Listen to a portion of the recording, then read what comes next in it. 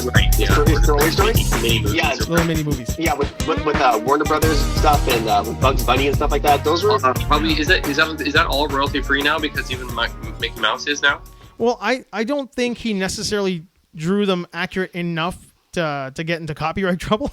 So yeah, that was the Mickey Mouse one is like when did that expire? You mean like Steamboat Willie, right? Pardon? Steamboat Willie and those really early ones. No. Isn't the licensing for the Mickey Mouse logo like you can use it now because they didn't renew it or something or it expired? So it's open domain? No, I don't know. Domain yeah, like a bunch of people started doing Mickey Mouse animation stuff because they knew it was going to expire. Really? Don't quote me on that, but the thing is, there's a bunch of Mickey Mouse stuff out there that I've seen, and it's like there's no way Disney would okay that if it was. I wonder. I mean, that could be funny. I know there's like a super dark Vietnam Mickey Mouse story that I want. Again, this is some local independent animators, but it's like a whole fake story about Mickey Mouse, but if you went to Vietnam. Really? And it's super dark, and like him and Goofy or do a couple tours, and it fucks them up. Yeah. Dan, you're right. On January 1st, 2024, we'll see the expiration of the copyright for Steamboat Willie, and with it, Disney's claim to the film star Mickey Mouse. Wow. Copyrights for Superman, Batman, Disney, Snow White, and Early Loot will all fall into the public domain between 2031 and 2035. That's amazing. Because I know it's like 75 years after they're made or a certain amount of time after the author dies. Copyrights are just up for grabs. Well, yeah, the licensing. There's like a period where it's like open season or something, right? Yeah, it falls into public, like you said, public domain, right? Yeah. Mm-hmm. So that's pretty. So wild. Everyone's making as much stuff as they can, or trying to make, or going to make stuff. That's just don't crazy. fuck with Disney, you know. Mm-hmm. That's gonna be interesting. This is gonna be fun to see what happens there. Yeah, there's 4 years left on the Mickey Mouse's copyright term. Could you imagine that's your bread and butter? Disney's been changing this for the past God knows how many years. So so they've been avoiding it. Yeah, it's called the Sonny Bono Copyright Term Extension Act of 1998. Yeah, there is something that if you like, I mean, that's why Fox was able to hold on to the X-Men, and that's why I think Fox also had Batman, right? So if you keep creating content, he can hang on to the copyright for a certain amount of time. It's like not selling a property because it's better just to hold on to it and let it hold on to it. Yeah, exactly. I'm just going to let this house fall apart because it's better than selling the property. We're going to keep on going, but we're going to just end this segment by saying thanks to Rocks Out Releasing, to Tri-Coast Studios, Tri-Coast Worldwide, letting us come on in and review Lava, starring Janine Garofalo, by Ayer Belasco. I hope I'm saying all that stuff right. Definitely worth watching. The three of us enjoyed it. We're going to keep on going. There's going to be just probably a little bit of music for when this ends and whatever. People can, or just keep listening because the podcast is going to keep on going. Well, that's the idea, right? That is the idea. And that's the idea. That is the idea. Yeah, I mean, it's going to be pretty fun to see what happens when Superman falls in the public domain. And then you. Yeah, right. Well, so isn't someone just going to buy up the movie rights or already owned all the movie rights? Like, how does that work? Well, I think clearly Warner Brothers is still going to own all the stuff they make. But I wonder. I mean, I don't really know exactly how that works. I actually have a cousin who does this for a living, or is studying it in school or going back to school for this, with copyright laws and whatnot. It'd be fun to talk to her about how that's going to work. But that essentially just means that anybody can make stuff. It's just that that's your property's version of the thing. I think so. Yeah. I think so. Yeah. Well, in a way, like I was reading last night. I didn't get too deep into it, but Conan the Barbarian. I think Marvel owns a chunk of Conan that they're able to do. Yeah, and then you've also got Dark Horse making those Conan comics with Kurt Busiek and Cary Nord. And then when Marvel got the rights back, they were calling it the Cimmerian at Dark Horse. So Dark Horse would just be like the Cimmerian featuring the story Red Nails, or the Cimmerian featuring the story It Lives or Came from the Crypt. But it wasn't Conan the Barbarian Red Nails.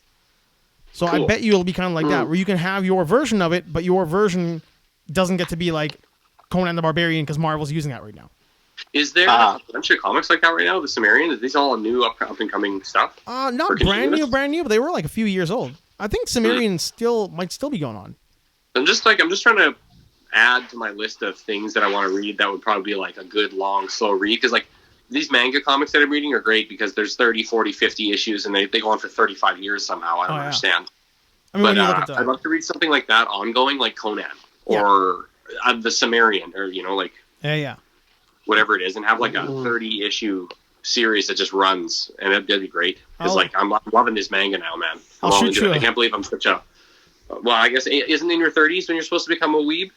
Oh, well, Yeah, I think so. Yeah, so weeb. I'm prime. I'm prime for settling into my weeb years now. What was a weeb again? I remember. It's just an ultra anime nerd, like a beyond. Yes. Yeah, like I'm gonna start ordering body pillows and shit with the people on them. Like my favorite manga character on. Don't do it. You got to put on like 45 pounds and a neck beard. Well, that too. My neck beard's pretty good. I just have to trim it. I got to keep it. Well, down. that's good. You just got to get rid of all this. Like, no. I'm gonna shave it to here and let this grow out. It's gonna be amazing. Oh my god, all that weight. You gotta smell like nachos and just acne at McDonald's. Mountain Dew and anime. Yeah. Which I love. Dan, do you have an Xbox, right? Yes, sir. Do you have Game Pass? Yeah. Okay. Like you have to like the renewable one where you can stream games, right? Yeah, like Netflix game. You have to get Halo. Why? Because you have to play Firefight with us and save humanity. Yeah, but is it bro shooter style? Because I'm no good at those. No. It's all it is like we play team based, so it's all of us. We play like 4 at a time. We play like 4 of us, and we just survive. It's like Aliens. You're in a bunker. So it's just deathmatch with co-op deathmatch. We play together. We're on the same team, and we just like hordes of like Covenant come at us, and we just have to survive. Oh, cool. Okay, it's like tower defense, right? Yeah, it's like Halo tower defense. For sure. Yeah. We can't play online with other people because we're not that good. So no, and I'm not good either. I haven't played Halo in 15 years. Yeah, no, we just played to like just have fun and shoot shit. Yeah, shoot shit and just like that. You know what I'd love to do if I had a PC is play Valheim with you guys. Have you heard of that? No, what is that? I've heard of that. Yeah, it's like Viking Minecraft. It's not Minecraft, but you have to you get spawned and you have to sail out and build a boat and then there's Draugr and Viking Norse myth legend shit. You have to upgrade your guys. Yeah, like and when you die, you got to get back on the boat, and it could take like 10 or 20 minutes to sail. Like the map is insanely huge, but you can play on closed servers. But does it look like Minecraft? Fun to play with you guys. But what does it look? Does it look like Minecraft, or does it looks like a? No, it's like cartoony looking, kind of, but like Fortnite, but lower quality. Like it's beta right now, so it's very kind of like blocky looking, but it looks like Fortnite in the cartoon sense. I like that though. I don't mind that we're getting back to that look. You build stuff up. What's that? I don't mind that we're getting back to that look. I like the look of that cartoony kind of, that. Yeah, it doesn't all have to look ultra realistic, right? Like but PS3. I have a friend that plays it right now. He loves it. He said you just spend hours and hours and hours because you're just collecting stuff and building and like fighting monsters, and it's with your friends. Yeah. Like, I am down for old school games kind of making a little bit of a comeback. Like there's this kind of weird thing where you've got games from 10 years ago that they're polished now. They have that look from 10 or 15 years ago. But there's no load times. All the characters, the models are super polished, like that Fortnite kind of look. They run really smooth, and they're just like Breath of the Wild. Okay, yeah. I don't need to see every hair on the back of a horse. So well. Yeah. Oh god, it's beautiful. They just came out the remaster actually. Yeah, exactly. Yeah. Breath of the Wild. They just announced it. They're gonna charge like $80 whatever for because the Nintendo can. Man, I bought Skyrim 3 times. Yeah, there you go. I mean, and it looked prettier every time, though. Yeah. It looked really good. Skyrim is by Bethesda, right? Yes. Yeah. It is. Well, Dan, what's it called when the next one comes out? It's including Game Pass. Oh, nice. Well, I mean, I'll get it regardless, but Oh yeah, because it's part of Game Pass. You'll get it for free. It'll be part of your monthly subscription. I never got deep into Skyrim as much as I did into Fallout, and I always felt like I should put some real effort into getting into Skyrim. I'm playing them both right now, back to back, but I'm playing them. I've decided, because I never did this before, I completely avoid the main storyline. Yep.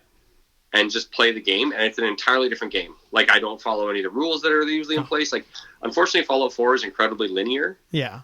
And if you don't have charisma, you can't pass any dialogue options at all. Like, I didn't realize how important that was. That's a real bummer in that game. Well, because New Vegas has got, like, you can be super smart, but a total asshole, and you can still win some conversations because of, like, your science level or whatever. Well, I would always do the science, the lockpick, the strength. Yeah. And you're good to go. Well, so I build characters where it's, like, high luck, high strength, and high intelligence, and then I dump all my other stats and slowly build them over the course of the game. And so you can wield, like, a decent weapon. Your critical chances are better. And in New Vegas, it's all luck. Everything is luck. But then in Fallout 4, luck is like, well, it's 50-50. But Thing is, I'm not even following the story, and it's so fun to play this game because it's. It is kind of neat though how like in New Vegas, luck is super important because you're in Vegas.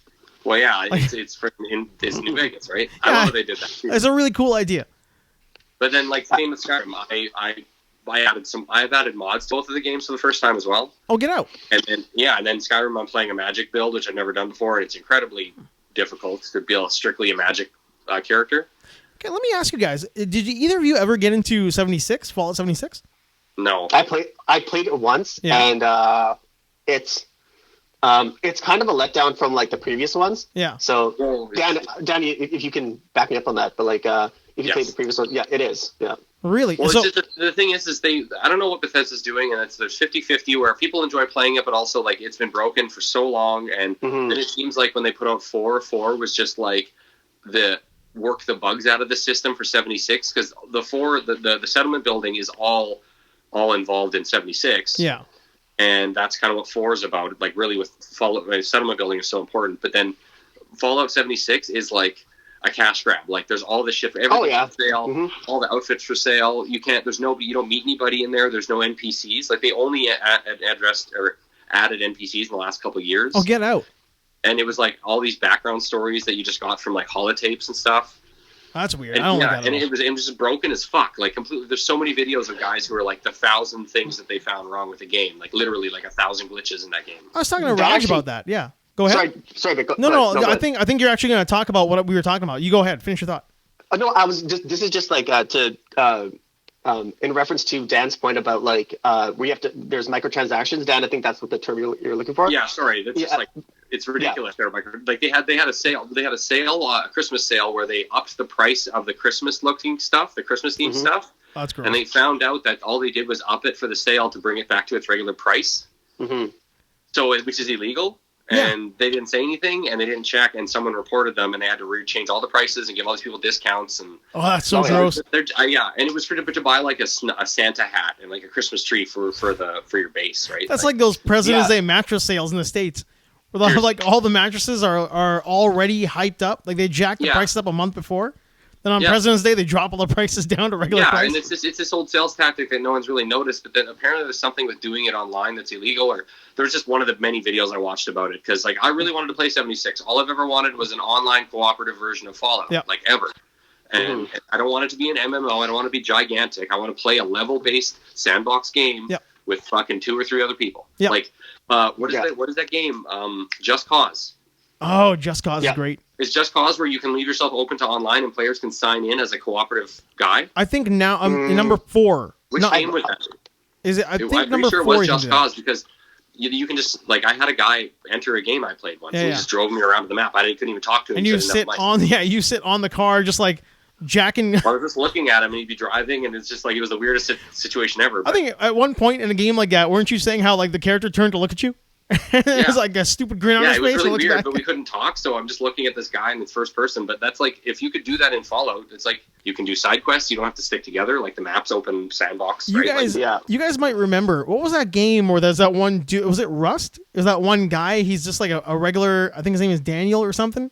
And he's just like, he seems like he might be a little bit slow. And it's a real dude with a headset on talking to another player who kind of co-ops into his world. Oh. And it's like it's kind of like Minecraft, but like a little bit more realistic graphics, and you've got more people who just join up, and they can kill you and take all your stuff. Rust was like that. I think it's a Rust, and it's got this one. There's a bunch like that, right? Like so this one kid he's playing, he sounds like he's probably about 25, but he's really 12. And then you've got this guy who jumps in, and this kid is trying to introduce him to all of his friends, but this player is really good, and he's just like slaughtering everybody and ruining this kid's life. Yeah, I actually watched a YouTuber do that, where he goes where he'll go help a kid that's not doing very well. Yeah. And they'll raid an entire base because he's like this top level Rust player, And then this kid just gets all this loot and he's super happy about it, but it's at the expense of all of his own friends. Yeah, exactly. It's brutal. But like this, any game where it's like open world sandbox and with a closed server with your friends. That's all. But they never. 76 is this whole other game that's just another shitty microtransaction nightmare. Well, like Roger's talking about Fallout, or not Fallout, Halo. And like that is kind of like what you guys like about Halo when you play. It's like you're not doing an open world where other people are going to come and screw with you. It's just you and your pals. I love playing. Like you can play, like you can set the matchup anyway. There's so many ways to set it up. It's it's crazy. Like the Master Chief Collection is the best deal in gaming. You get 5 games or 6 games, and it's all in one collection. Yeah. It's such a great way to play, and and the great thing is that there's no microtransaction. Like one recent game that came out that if that's your type of game that had made $500 million in sales with no microtransactions whatsoever was Doom Eternal. Oh, Right. that's One of the best games that came out of that past year. Everybody loves that game. It could just stand on its own. This is just a great game, and look at Star Wars Battlefront 2. The only thing people remember about that game was how bad the microtransactions were. Brutal. I mean, and wasn't that? Doom just sold because it's just a great game. Yeah, it's a solid closed. Gameplay. Yeah. You just play it in the world, walk away.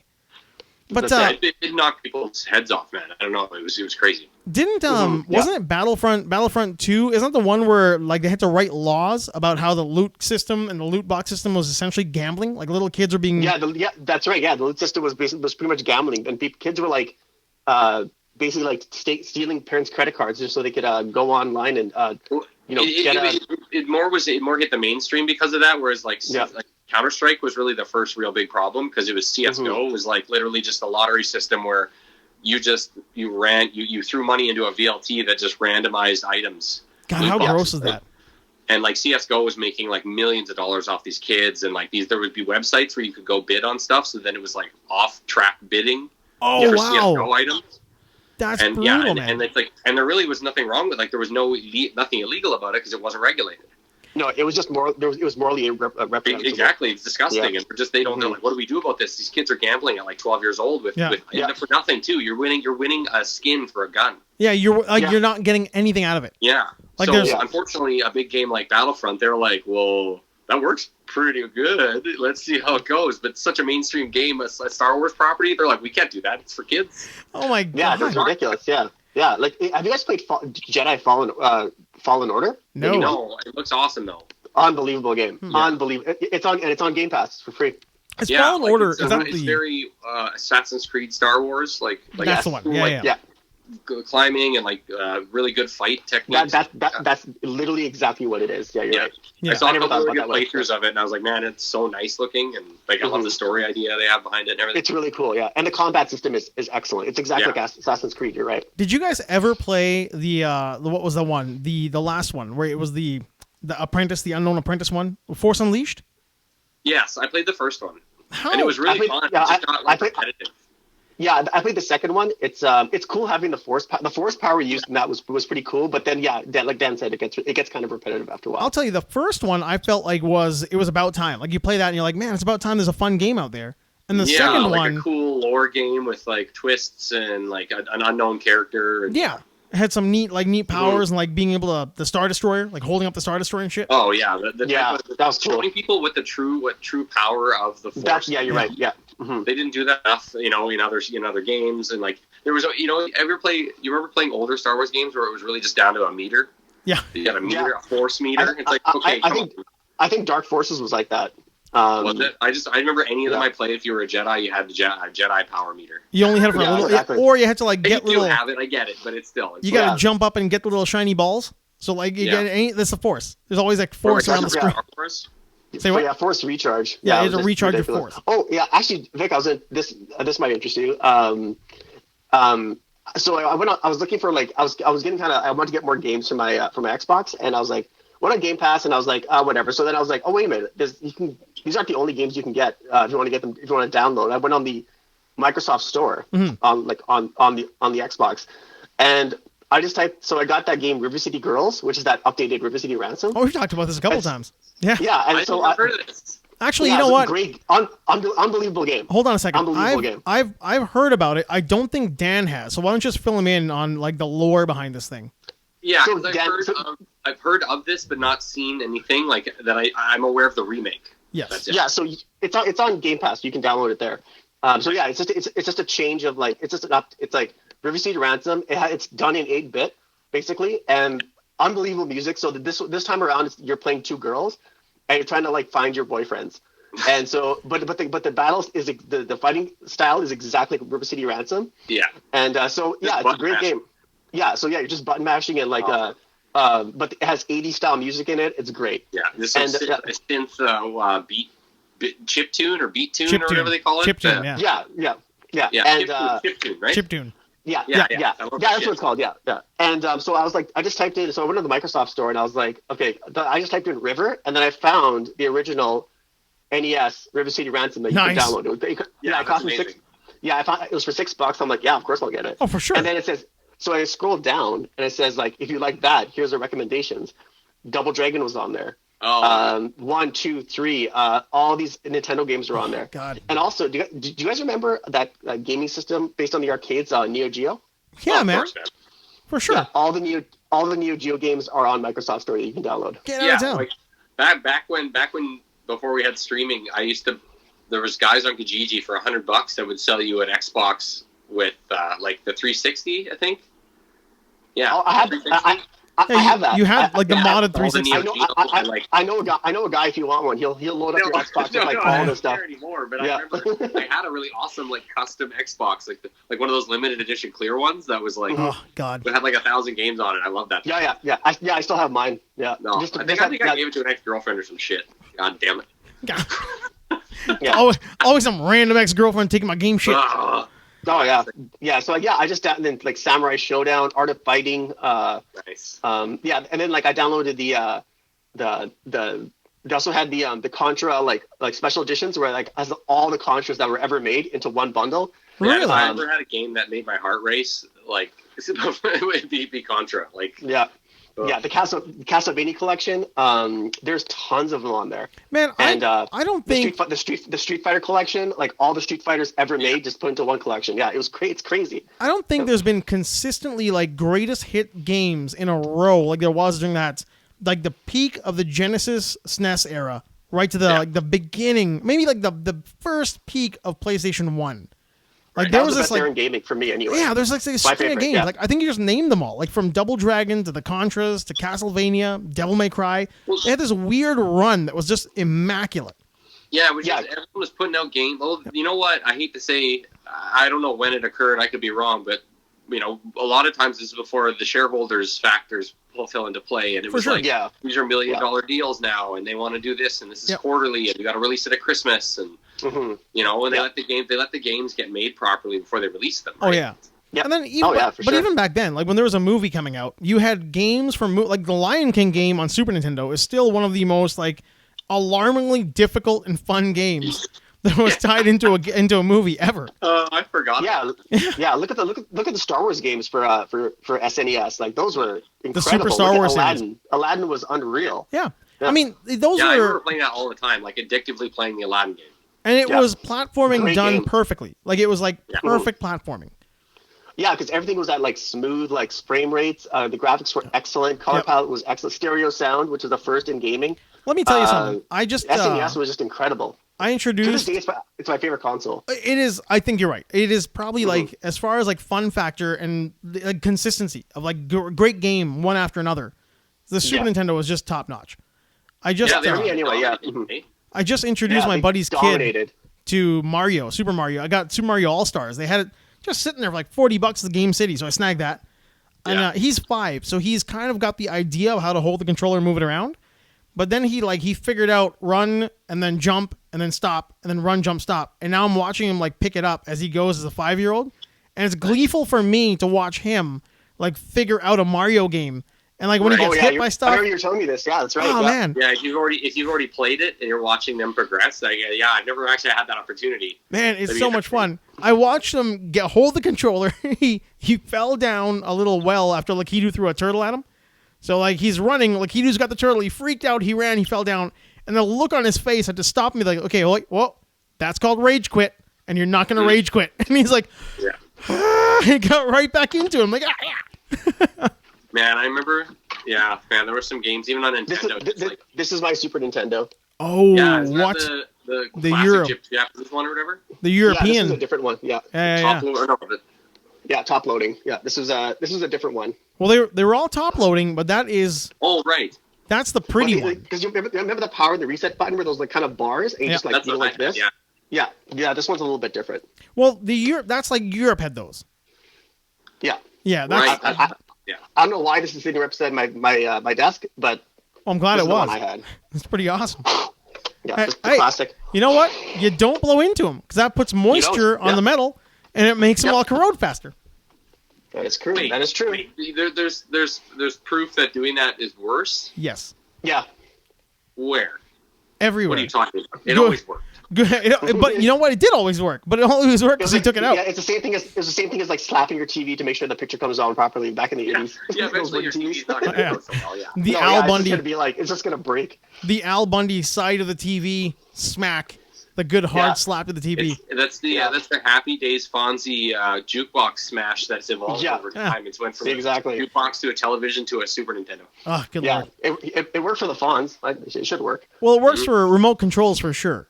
Like, I don't know about like when remote batteries die out and you smack it against your leg real quick. Yeah, so it works. Why? That should be a Mythbusters thing. Why does the remote work after you shake it and hit it? Just give it a good shake. You know what the modern day version of that is? Just turn it off and reset. Yeah. And turn it on again. Yeah. Did you guys ever watch the IT Crowd? No, I heard of the show, but it's a great show. It's on Netflix right now, but that is like it's on Netflix. It's a British show. It's first thing. It's actually pretty funny. Yeah. The first thing Roy, who's like they're an IT group in a building, and the first thing he says, he picks up the phone. Did you turn it on and off again, or did you turn it off and back on again? Because like that's the first thing on the show that starts. It's the running joke of the show. It's like, did you turn it off and on again? Because like if you didn't do that, I'm not fucking coming upstairs to help you out. Like the first thing you do is because that looks like like remember Sean Ahmed? Remember him? I do. Yeah, Sean Ahmed works in IT for like I guess he works in downtown. He works for a major company and he just does IT support and great at it. But he's like I'm just imagining if his life was like that, like he must have the cush job of the century. Oh God, I think the more I think about IT guys who might have a cushy job, the more I think their day is just dealing with people who aren't as smart as them all day long. Exactly. It's got to be the most frustrating job. Yeah, like you're just like, oh God, like, they hit hit the start button and hit run, whatever it is, right? And then they're like, oh God. You know what's funny? I had a friend that he didn't really have an IT job, but he basically worked for a company that their job was to just set up and install like iMacs are they called iMacs anymore? What's the computer that's up? Yeah. Oh yeah. Okay, so the newest one and like tablets and stuff in the libraries of like colleges or one college. Huh. And he's like, I have no like qualifications to be an IT person, and I'm literally then it's like if he's showing somebody how to turn on something, like he plugs it in for them, and he's like, here's the power button. I'm like, what's gonna happen to these people after like college? Yeah, man. They don't know how to turn on a computer and plug it in or unplug it. I've worked in tech support. I worked at Intuit for that. You know that tax software company? Yeah. Okay, yeah, and you get people call in. They'll be like, all this stuff, and I'm like, okay, just walk them through. Okay, enter here. And do you have your tax form in front of you? Okay, I'm like, sometimes I have to do their taxes for them. Then I'm like, you enter in here and here and here, and then like some people were like, okay, the software doesn't work. I hate the software. I'm like, well, then buy something else. What do you want me to say to you? Yeah, like shut up. People get mad about that, like it's their only option. Good grief. Yeah, go get TurboTax. But this is the like, thing, though. I'm like, we own TurboTax too. Like, I don't care. I don't think, I don't think the people around us, like, for the most part, like, I mean, when we walk outside, we kind of try to think that, we're smarter than people, or we're around the average, so people should know, like, if I'm talking to somebody, they should be able to carry on conversation, they should be able to respond to you, they should be able to have a general idea of if you change a subject, they can keep up with you in a conversation. We think that, but they don't. I think we're surrounded by way dumber people. Like the amount of people out there who are dumber than we give them credit for. Yeah, sometimes you have to assume the worst. Yeah, I think I'm always assuming the worst. You go too far into a conversation thinking that you don't know it's too far, or you gave them too much information that they're like, I'm not following. That could be in Klingon, and I still don't understand. Your level of conversation gives them post-traumatic stress about other conversations that have freaked them out, and they just shut down. They're just doing that deadpan stare, like, and you think, what did I say that was crazy? Like, maybe I am crazy. Maybe I am crazy. No, it's me. It's the children. Yeah. Oh yeah. Oh, you were talking too fast. Or see if you're. Or what's that line from Kevin Hart in This Is 40? Or no, 40-Year-Old Virgin. He's like, you know what? You're using too many big words, so I'm gonna take that as disrespect. I don't actually think I remember that, but that's awesome. I've actually never seen. Is it what 40-Year-Old Virgin? Yeah, Kevin Hart comes in. I've never seen that. Yeah, I've never seen it before he became famous. So he goes into, he comes in and he's talking to the black guy at the store, and he's like, yeah, man, I'm gonna need that discount on the house. The guy's like, I can't do that. He's like, come on, man, be my N-word. And he's like, he goes, I'm not your N-word. Let's then he's like, I'm not your N-word. And he's like, well, you're somebody's N-word with this N-word tie. It's like, and then since he's so short, the guy's like, and Kevin Hart's yelling at him. He's like, man, I'm going to come back with the gun. I'm going to shoot all of you. The guy's like, aim high, aim high, aim high. Because he's so short. He's so little. Jeez, man. Well, no, but I don't think that's Steve Carell trying to diffuse the situation. He has no idea what he's doing. It's man. Great movie. I don't think that's outside of reality. I think there are so many people out there who they cannot keep up, and they get super frustrated. I mean, if you like you said, too many big words, it's a sign of disrespect. They just cannot keep up. And then they're out there, man. I think he said the word, let's move forward amicably, and then he's like, okay, man, you're using too many big words, so I'm going to take that as an insult. Amicably was too big of a word for him to handle. I'm going to take it as disrespect. Oh, grief. I'm saying, man. Actually, you know what? One movie that I just saw the trailer for it online. I was just like, it came out a while ago. We've talked about this movie. That I looked at it, and if you look at it now, you'd be like, how did this is the most all-star cast I've ever seen. Huh. Is True Romance. Oh, True Romance is phenomenal. Yeah, just crazy. Wow, actors, unbelievable. That is a stacked movie. I watched the movie right after I saw the trailer. I'm like, I gotta watch the movie again. Yeah, I love that Brad Pitt's just couch guy. Yeah. Just high as a kite, couch guy. Yeah. Yeah, he's Michael Rappaport's bitch, basically. Yeah. He just sits there and giggles. He's his stoner roommate. But okay, take a look at the credits for a half a second there. You got Christian Slater, Rosanna Arquette, Val Kilmer. You've got James Gandolfini. Dennis Hopper. Christopher Walken. James Gandolfini. Yeah. Brad Pitt. Michael Rappaport. What's his name from Balky from Perfect Strangers? Yes. You got Balky from Perfect Strangers. I remember that guy's name. Bronson Pinchot. Pinchot. You got Saul Rubinek, pulling out the Canadian cameo out of nowhere. And what's his face from Black Hawk Down, or from Heat. Oh, I know who you're talking about. Not Michael Madsen. The other Tom Sizemore. Tom Sizemore. Yeah. Tom Sizemore. Yeah, what an amazing cast. That is the kind of thing that you see. If you had that, maybe a year afterwards, by then Heat would have come out. There would have been a bunch of movies with all those guys in it. Batman Returns, whatever. But for our generation, we were kind of being introduced to Walken at that time. So for us, watching that, it's almost like everyone in the movie that to have Christopher Walken play that part. That's a 5-minute part. Yeah, barely in it. They're all like Gary Oldman, Sam Jackson. Oh, that's right. Gary Oldman's in it too. Jackson, for Christ's sakes, what kind of a character is that? Because he even said he's like, I just he's like, he came in as the character, and he's like, yeah, that's exactly what I want. And he's like, Sam Jackson's even less. Yeah, he's barely in it. Line? Yeah, he says 2 lines. He's like, I ate the pussy, I ate the butt, I ate every goddamn thing. That movie would never get made today. In 2020, so many bad things that would offend people and make people sad, or I don't know what. Well, they're smashing Bruno Mars for cultural appropriation. You'd never get this. Sicilians was so good, unbelievable. Well, I mean, the thing. What a way to go out! And just plant that seed is because he knows he's already dead, man. I love it. Oh yeah, I'm gonna piss this guy off before he kills Hopper me. is dead, so I might as well piss him off before he puts a bullet in my head. Yeah.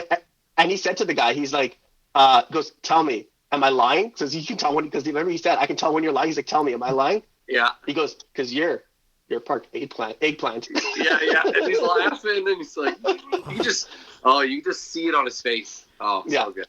The whole interaction with Christian Slater and Dennis Hopper before that scene, it's like you don't even really know Dennis Hopper, and you kind of feel like there's a strained relationship between a father and son. Yeah. But you are so on board after that with Dennis Hopper. And he's in the movie for 5 minutes. He becomes the cop he used to be, right? He's I'm still a cop, right? Still a cop. But afterwards, when he has that whole scene with Walken and you know he's going to die, you feel so bad for that character.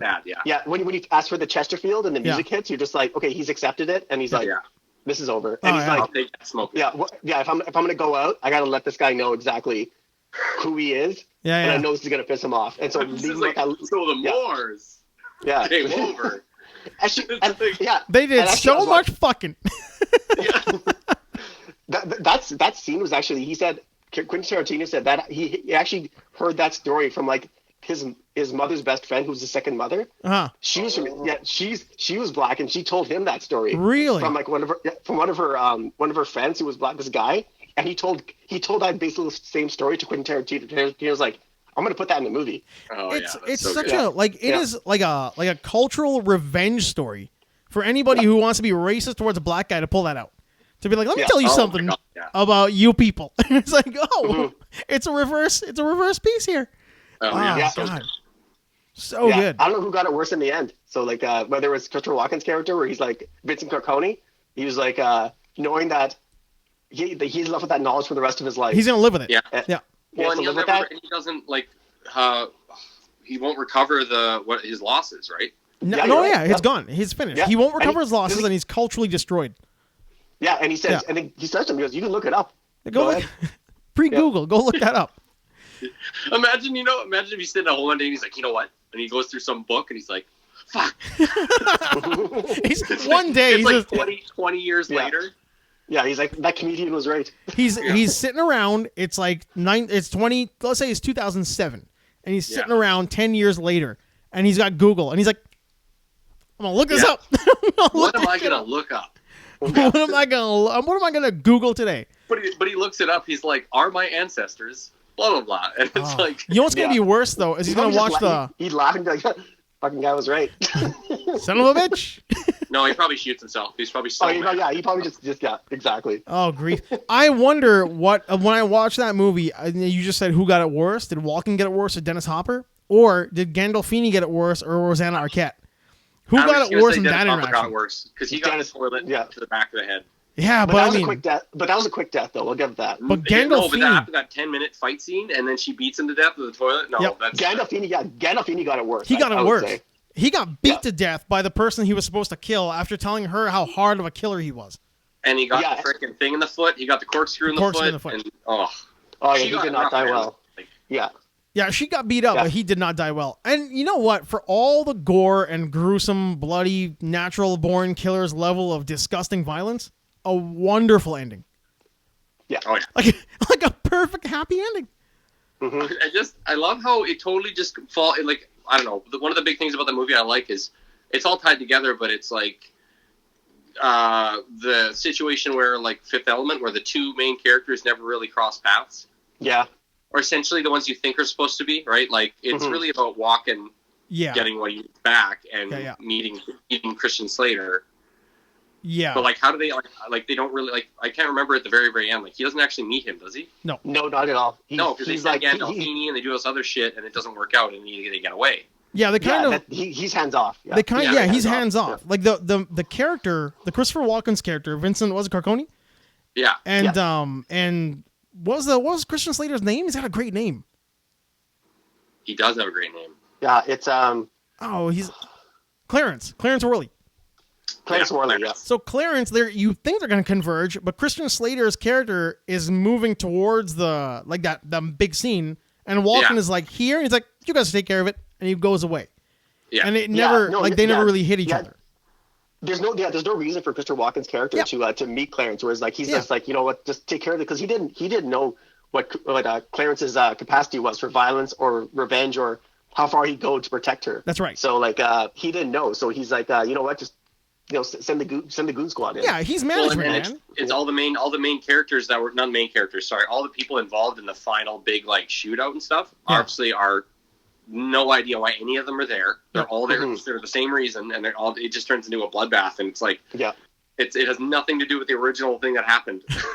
Yeah. It was pretty meant to much. be such a simple like recovery, like just go in there, kill the kid, get the shit, come back. Yeah. And Mhm. like Roger's saying, nobody understood or realized what Clarence's capacity for violence Yeah, yeah. really was. He's just some Yeah. guy, right? Yeah. They don't think he's gonna Yeah, do anything. because it's a love story. Yeah. Yeah. Yeah, it's a modern day Bonnie and Clyde love story. Well, that's the true romance, right? That's why Right? I call it. Yeah. Exactly. Exactly. But it's not Because even it's like that's true romance is insanity. like Bonnie and Yeah. Clyde are pretty That's reprehensible. true. Yeah, man. Like Bonnie and Clyde are from minute one. If you actually know anything about Bonnie and Clyde, they're pretty reprehensible from like the start. There's nothing likable about them. Whereas like these two, Clarence and oh man, now I'm gonna forget her name too. But Rosanna Arquette and Christian Slater, Alabama. That's right, Bama. They're likable from the like. He might do some weird, violent shit, but he's not doing it because he's like just gonna run down the street and rob a liquor store. Well, he does it before all this. Yeah, right? He does it for her. He does it for her. Yeah, because he's had nothing in his life, and so he's like, she came along and she made him happy. She's been abused. So he made a conscious decision to change who he was given the circumstances, right? So when he could have died in that house, right?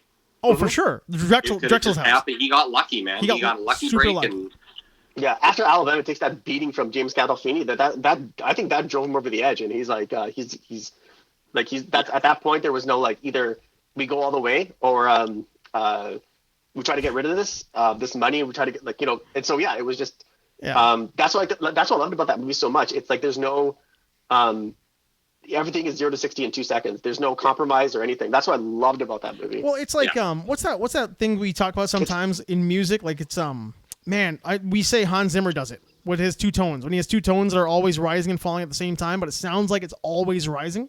Like he uses that technique, right? Like he does it in Dark Knight, he does it in Inception, where he's got two tones that are always going. So you never feel like, even though it's not really actually rising, there's always this tension building in your neck. And True Romance is that, but in like visual format. Like it's always exactly. It just keeps escalating, even though there's calm calm moments. It's still the whole story is still escalating while the calm moments are occurring, right? Well, because the calms just plateaus of violence. Like the calm moments are just there to set up the next violence. Yeah. But it's like they don't know that behind their moments that they have where they aren't stressed out, there's some other group of people doing something, or so the whole thing is like you said, two different directions are both moving, right? They're always moving towards like the next major like violent event. And what Dan said is important is that because even though they're thinking that what, this is going to be a quick sell, we're going to go to meet this person, be in a hotel room, do all that stuff. They have no idea that on the other side of where the law is, if that's escalating up and up, and there's going to be more people involved. The FBI is involved. All these DA agents are going to be in there. Like and Christopher Walken's guys don't know there's cops involved now, right? They don't know either. Anything. They think this is a bunch of amateur losers trying to offload cocaine with another bunch of amateur losers, right? Like there was you brought up Bonnie and Clyde there. There's a new movie, not new, but it came out I think in the last 5 years. It's Woody Harrelson and oh Christ, I'll look for it. Juliette Lewis. No, it's two cops that have to hunt down Bonnie and Clyde. You're right. And they're sheriffs, and one's a retired sheriff, and he's a drunk. It's Woody Harrelson. Yeah, yes. I know what you're talking about, And it's Kevin Costner. That's the other guy. Yeah. It's supposed to be really good. It is a fucking awesome movie, man. And it doesn't follow them, it follows the cops, so it really puts them in that villain setting where they're bad, and they're murderers, and they're cutthroat. Is it Highwaymen? The Highwaymen? Yeah. Yeah, that's the one, right? It's good, man. It's a great take on the whole story, on the Bonnie and Clyde story. My buddy Brett saw it, and he's into that kind of stuff. And he said it was, like you said, it's just two guys who are kind of at the end of their career, and they're just, this is the last thing. Just got to go take down these kids. They need somebody that can track these two because no one can catch them, and the one guy's like, I can get this guy going. The classic bring a guy out of retirement story. Yeah. But it's that they're following them, but you never really interact with Bonnie and Clyde, so you don't get to attach yourself to their personalities. See, I really enjoyed that aspect of the go after the bad guys movie. Like, what was the one with Johnny Depp, the Dillinger movie that came out? Yes, I know what you're talking about. I liked the Stephen Lang. That's a Michael Mann movie too. Yeah, it's a Michael Mann movie. But the Stephen Lang stuff, like I wanted more of that. I wanted to see what his life was like because like him and he had the old fighter, the wrestler with the mustache. Don Fry. He had Don Fry. It was Don Fry and Stephen Lang as the cops who were chasing they were chasing John Dillinger. Yeah. Yeah, but outside that first prison break scene, which had the best gun sound since Heat, but outside that prison break scene, I didn't care about him anymore. Public Enemies. Yeah. That's right. Yeah, you're right. Sorry, I couldn't think of the name. Yeah, Christian Bale's in that too. He's great in that movie. He was really good, but I wanted there were those two hard-boiled 1950s cops, hats, mustaches, hardcore, no fucking around. I wanted to see where they were gonna go, and I never got that. Actually, as soon as you said that, I was like, Hard Boiled is another movie I want to watch soon too. Again. Hard Boiled. Oh, that's one I haven't watched that in 15 years. Yeah, It's been a long time. That's probably my favorite cops and robbers movie of all time. I think the first time I watched that was like Kevin had it in his store. Get Out. Oh, that'd be a lot of fun. Watching with him in the store?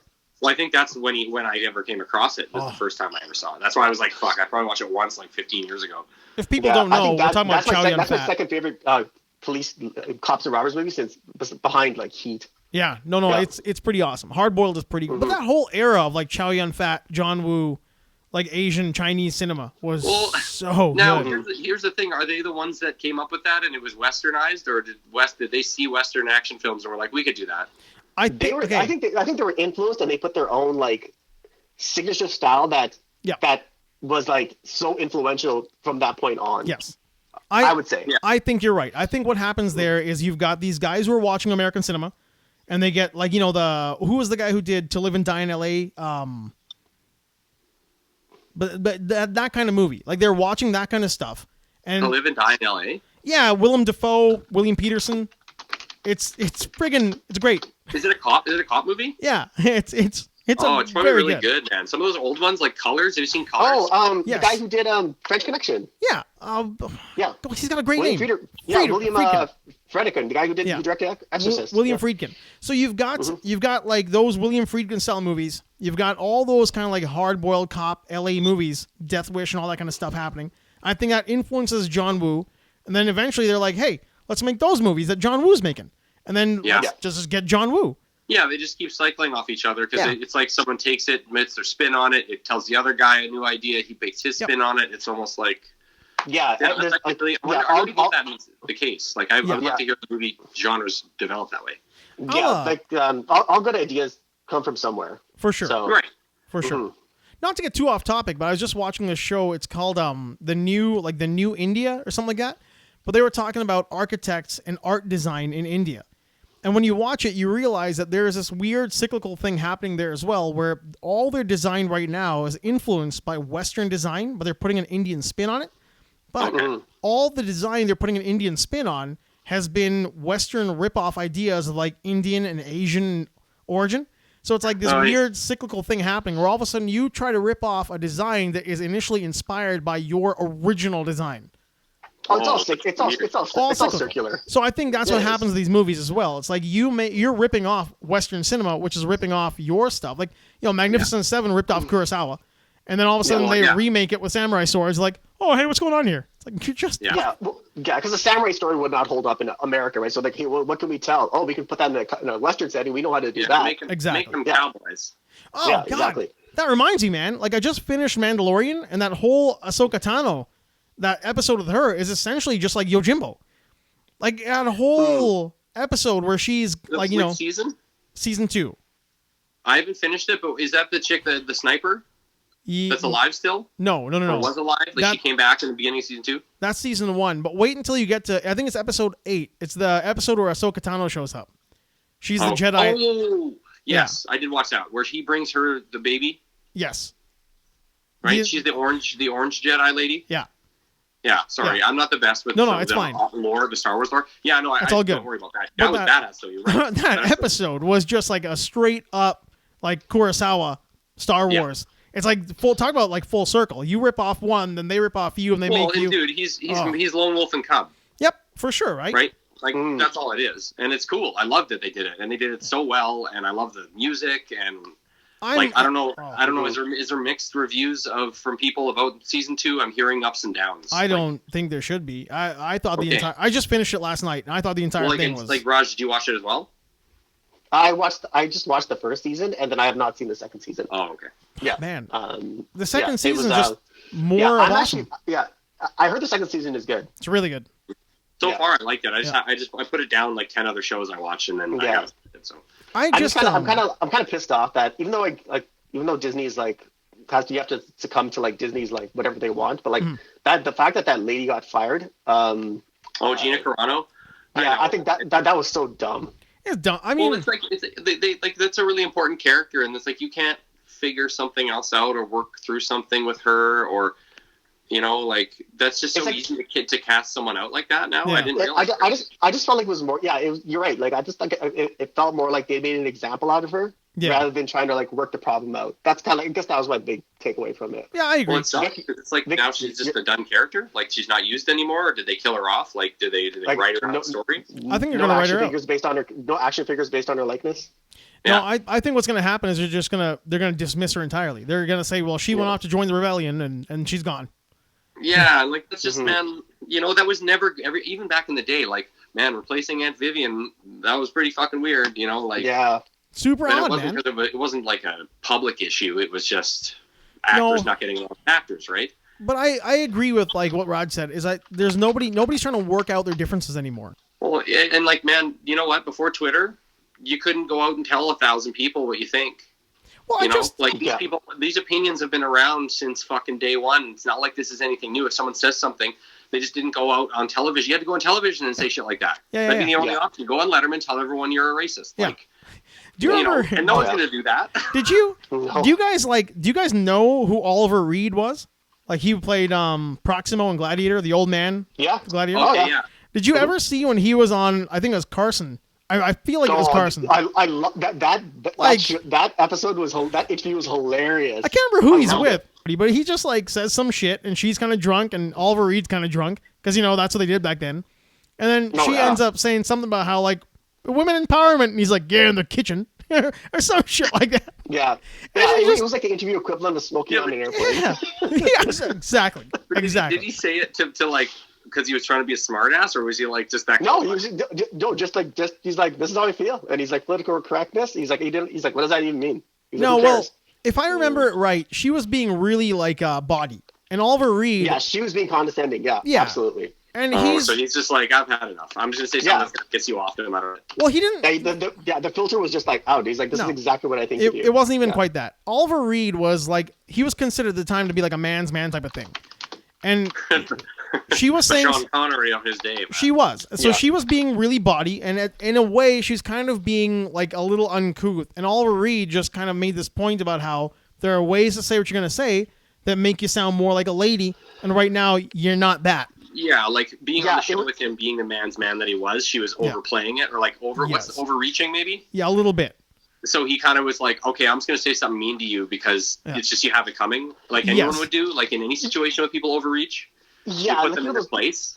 Yeah, it's like he was one step below, like he would never like hit her, but he's like he verbally like said like this is what I think. Like, and I'm 4 drinks away from slapping you right now, lady. Yeah, exactly. So it was Shelley Winters, and she just like she looked at him and she dumped her drink on him. Well, she had left, and then she came back. She picked up his drink and dumped it on him, and then I think his line afterwards essentially to Carson's like, "You see, do you see?" Yeah. And then that got more people on his side. But you can never do that today. Like if you do that today, like why don't you act rationally and come up with something smarter to say back? You know. Are you watching it right now? Yeah, I have it on right here. But actually no. You guys just look up Oliver Reed interview drunk. That's all you have to do. That's all you gotta do. Man, isn't it funny how you look back now and everyone's now is like, oh yeah, everyone drank at those. Like, do you remember the freaking Nicolas Cage one where he's doing high kicks and throwing money at people? And he's supposed to be like some badass. He's wearing tight jeans. Like they're like, okay, we need you because he's like 25. Yeah. And they're like, whoa, you're crazy. Nicolas Cage, like you're playing an actor right now. You're like, I'm Nicolas Cage, actor. Well, that's like when you see the what's it called, Andy Samberg. You gotta get in the cage. Like his Nicolas Cage character is that version of Cage. A B C D E F G. Vampire's Kiss. He's so aggressive, such an aggressive actor. He wants you to know that he's Nicolas Cage with his Nicolas Cageness. Well, and that was like probably in the 70s too, or 80s. I don't know. One of those really old late night shows. So the guy still had like a skinny microphone. Yeah. You know, and they held it like like the Bob Barker microphone. The Bob Barker. His high kicks and, like a Bob Barker microphone, but it was brand new. Oh my god. Awesome. I do miss. Actually, I just watched a Nicolas Cage movie yesterday. What'd you see? I watched Con Air. Oh well, that's awesome though. There's a new. He has a great movie. What's that movie he did a couple years ago where he was like Mandy? It's called like Meredith or something. He has to rescue his girlfriend from a cult. Mandy. Yeah. Mandy. Yeah, that's a good movie. I haven't seen that yet. I want to watch that. I keep forgetting. Yeah, that's a good movie. But like, man, how does he pull that off? How does he get credibility after all these years? Well, Mandy wasn't even a big release. No, it was an indie release, but that gave him a lot of cred, like doing that movie. Great movie. The He's guy, like the famous Bruce Campbell. The guy just needs Bruce Campbell. Bruce Campbell. Love that guy. Nicolas Cage just needs the right direct, like even that what was it? Bad Lieutenant Portical. Yeah. He just needs the right guy to give him the right words, and he just nails it every time. Yeah, man. he needs to work under someone who's going to keep him under control and be like, I want it done this way. Yep. And I understand you're Nicolas Cage, but I'm like, I got to keep you on a leash. Yeah. And so, he needs to be under control. Now where he's flying all where he's like on Ghost Rider, where his eyes are just like he's looking he's going to have a seizure or something. Oh, they just let him have full interpretation of that character, full control over it. It's like, no. His Ghost Rider, exactly. His Johnny Blaze was basically his character from the Wicker Man remake as Johnny Blaze. Yeah. Yeah, it's like, when you had the bees were attacking. Now I'm Hot Johnny. He's Hot Johnny. Now I'm Hot Johnny. Yeah, he's like, no, man, you're Ghost Rider. No, I'm going to call him Hot Johnny for the rest of the Hot Johnny. I'll tell you though, I was really hoping. You collect those comic books? He goes, yeah, I do. That's why I can call myself Hot Johnny. I was really hoping that the end of that last that Ghost Rider season with on Agents of S.H.I.E.L.D., when the bike shows up, I was really hoping they're going to go full Nicolas Cage and have him be Johnny Blaze, but you never saw him. Yeah. What ended up happening with that? Was that recent? Yeah, that was like, it wasn't recent, but probably about like 4 years ago. They had the Ghost Rider season on S.H.I.E.L.D. Oh, okay. And they used the Latino kid, the one who inherits the power and it goes into the car. He had like the 80s motorbike. Yeah, well, he had the 80s motorbike. Johnny Blaze did. Oh. But the kid who gets it, the Robbie Reyes, I think, right? He has the he's got the not El Camino, he's got the Camaro, or I think it's Camaro. Wait, they made Ghost Rider into a car? Well, no, it's still Johnny Blaze still has Ghost Rider. Oh. But like this version, he has to pass it off. The spirit of vengeance goes into a car? Yeah, it goes into a car. And it's actually pretty rad. But in the show, it's really good. In the show, Johnny Blaze has his own fleet. Essentially, man. But at one point, you see the kid's accident, how he becomes Ghost Rider. And he's just kind of doing his thing, flips his car, and then the bike shows up, and then you see the boots, and Johnny Blaze brings him back to life and gives him the power. Oh, that's cool. Yeah. Yeah, actually, the first time I ever saw Johnny Blaze on screen, I thought that's where I thought like this guy's awesome. Is remember the 1990s Fantastic Four cartoon? Yeah, remember when Galactus comes to Earth and he's just killing everybody, and then Ghost Rider shows up. And he's like, he looks at Galactus and he says, "Feel the pain of a billion deaths." And he just does that stare into Galactus's eyes.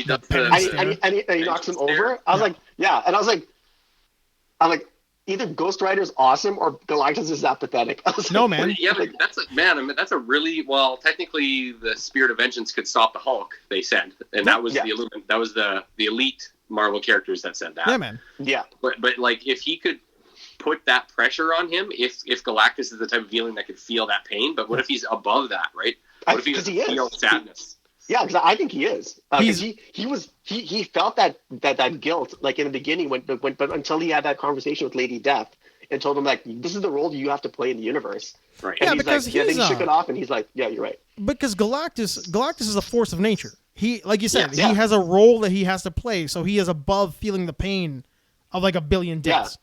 But that would be pretty awesome to do to him or to do to a bad guy. Like, imagine doing that to, like, Darkseid or, like, Thanos, feeling the pain of a billion, trillion deaths. Thanos could feel it. At once. Thanos would definitely feel it. Thanos would be, man, there you go. There's the whole Marvel series just faster than a snap. They just bring in Ghost Rider, get him to scare the shit out of him, and he dies. I'll tell you, though, like, that was the one thing that bummed me out about Marvel, like, MCU Thanos compared to the comic Thanos, is that he wasn't... Like, the comic book version always takes himself out. He realizes what he's done. He's like, it was all me. I screwed up. I shouldn't have done it. I'm out. How do I kill myself? And then he goes back and lets the heroes beat him. Yeah. Whereas this one, he didn't do that. But the reason why, sorry, to interrupt, is I guess the reason why they couldn't do that is because there was no Adam Warlock in those movies to show him, like... But even then, you really don't need it. I mean, like, if you've got... Because Thanos always has that moment where he's like, you stare into the abyss long enough, the abyss stares back. Yeah, you're right. Because like he's like that. They could have rewritten it because that's an inherent Thanos's. That's one of Thanos's inherent flaws. That's why always feels guilt. Yeah, he always feels guilt. Yeah. At some point, Thanos in the comic always realizes Rider's his greatest weakness. Yeah. Yeah. Yeah, for sure. That would be all the guilt. No one's ever considered. Maybe they have considered that in the comics. I don't know. I don't remember, but it'd be pretty great to see what would happen if he got the 1,000 or the billion guilts, the snap guilts. Like in Ghost Rider, if anything, Ghost Rider would be chasing him across the cosmos for all the death that he's caused. Like Friggin' on the bike. Yeah, that's his job. Yeah, but I don't think his bike has that good of gas mileage. So no. Yeah, there's no traction. There's no traction. Lobo's bike. That's true. Yeah. Man, Lobo needs a movie. Did you guys ever? Lobo needs a movie. The Dread style movie. Did you guys watch Krypton at all? No. Lobo was the highlight of that show. Oh, he was on the show? He was on it for about 2 or 3 episodes, and he is straight up Lobo. Like, the guy they got is just perfect. He's not gigantic, but the essence of Lobo was just 100% on board. The attitude, the bike. He needs to be a character that is like multi-platform. He needs to be able to wander through the Marvel universe. He needs to be able to wander through anime. I don't know. Lobo. We'll never get him on the screen. He's too intergalactic cool. biker. Dude, he's perfect for Guardians of the Galaxy. He's fucking perfect for that. Oh yeah, for sure. Imagine them dealing with a guy like that. They would be like, "What is this bullshit?" He's like the strongest man in the universe. They never. Marvel doesn't have like a good Lobo stand-in. No, like they never really had a guy like that. Yeah, they're a space guy. Like they're a space asshole. Like they never had a space asshole. No, they're Drax. No, not Drax. Who's the other guy? Terrax. But he's just a idiot. He's a goon. Yeah, Terrax is a goon. Yeah, they don't have a space asshole. Yeah, they never had a space asshole. The closest they ever got. Because Lobo could go to Suicide Squad, just come out of nowhere and start like. Yeah, why not? Oh, and they would get him, and they're like, I don't know, he's like half alien or something. He's kind of like Superman. Yeah. And then he breaks out and kills everyone. Like, okay, how do we do? Now what do we do with this guy? The closest they ever got was, did you guys ever read the What If, where Conan came into like 1984 New York? No. Conan just shows up in 1984 New York and just becomes Conan. He's like, well, I'll run all the hookers and all the drugs and kill all the cops and eat all the meat. And that's it. He's in like Brooklyn somewhere. It's like some new pimp moved into town and is murdering everybody. Yeah. That's it. Yeah. That's all it is. Yeah. So that guy is a bodega, like it's on like. They probably found a bar that's really big and put a chair on the stage or something. Oh my God, because I mean, like Marvel got the rights to. Sells weed on the side. Marvel got the rights to Angela from Image, right? Like Neil Gaiman owned the character, and he took the character over to Marvel. So now she's been in Guardians of the Galaxy. But why not? I mean, you've got Conan, so why not do some weird shit where you launch him into the future, and he's just your space asshole. Some wizard sends him off, and it's like a heavy metal comic, and it's amazing. Straight up. I'm okay with that. Like like we talked about, it'll be just like the Samurai Jack story. Exactly. Yeah. But with Conan, like legit Conan, but not so far into the future. I want or do we want it to be space Conan, or do we want it to be like modern day Conan? Yeah. Well, you know what? If you just take the Sumerian from the Hyperborean age, and just put him into 2021, and he's just like. Or you take him, put him into the future, so he is Space Conan, but then he comes back to Earth during like the current superhero realm. He goes he's like really fucked. He's been in space for like a couple hundred years or something. Yes. But he's also lived in Sumerian times forever. So he's not just like far past knowledge. He's also far future knowledge and current time. And then came back to a modern day time because he's like, this is the best time for me to be me. Yes. And take shit over. Yeah. I can just run it all. Yeah. And I want his first line when he lands on Earth is to be his classic line is like, "They're all sluts." They're sluts. Sluts. All of them. Men and women. It is still my favorite scene in movies when Arnold Schwarzenegger for real punched a camel. Yeah. Yeah. And the guy's probably like, just punch it. It's fine. What a savage. Punching a camel. What a savage. I think we hit a bunch of stuff. We hit a review. Yeah, man, it was good. We had a fun. We did movies. We did games. We covered a fun one. We covered our review the best we could. As best we could. I mean, it was a tough one to do because that movie is so wild. Yeah, we saw. Like we were saying though, that one good point, man, is imagine getting a guy like that Ari Shaffir guy or Ari, the guy that does those Castlevania. Not Ari Shankar. Ari Shankar. Adi Shankar. Adi Shankar. Yeah. Because he was like YouTube, but then imagine him taking a hold of the story like that and making a very Castlevania animated style show at that. That'd be pretty cool. It'd be nuts. That'd be crazy. Castlevania 3. When does the next season come out? Sorry, I don't know. Season 4. I think the voice acting is done. They just have to get it animated. But March 19th, Formula One Drive to Survive drops on Netflix. That's I have no idea what rad. that is. Well, it's Raj is really into Formula One racing, so he's Oh, like it's actually just the Formula One races. Yeah, Dan, if you want, like, it's even if you don't, it's actually a good show if you know nothing about Formula One. Okay. Again, like, yeah, it's actually one of the biggest shows on Netflix. if you're so into you go, sports like, in general, or like the agony it's of crazy. defeat. Yeah, this the competition, what goes into it, this Yeah. like the storylines and everything. And it's one of the best produced shows on Netflix. Yeah, it's, it looks it's really crazy. cool. So if you're ever curious about like what goes on, it's like and the politics behind it, the cutthroatness of it, it's a great series. It's pretty I rad. recommend it. Give it a try. It is really rad. It's pretty cool. Mhm. If you guys haven't seen Wayne on Amazon Prime, go watch Wayne.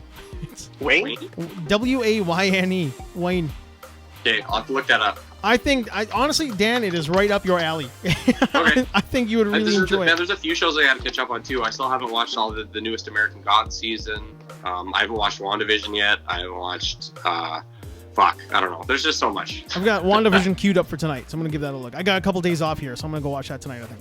Nice. Yeah, I'm gonna watch something before bed here, but Cool. Yeah, I got tomorrow off, so I'm Rad, good. homies. All right, I want to thank you guys. I don't go back to work until Thursday. You just So I gotta- fucking rubbing Yeah, salt in the wound, huh? King of the Castle. Yeah, I'm just gonna play video games and work out, and Nice. that's it. Nothing else to do. Eat, Exactly. eat, and punch camels. Yes. Yeah. Backside Attack. Thank you to Yeah. Backside Attack for being in today. Handsome Dan, thank you for making it out today as well. I'm best Yeah. known for watching the 13th Warrior multiple times in one day. Hey, the 13th Ah. Warrior is pretty great too. It is. Yeah. I watched it twice today. That's not bad at all. Well, Yeah. we've already.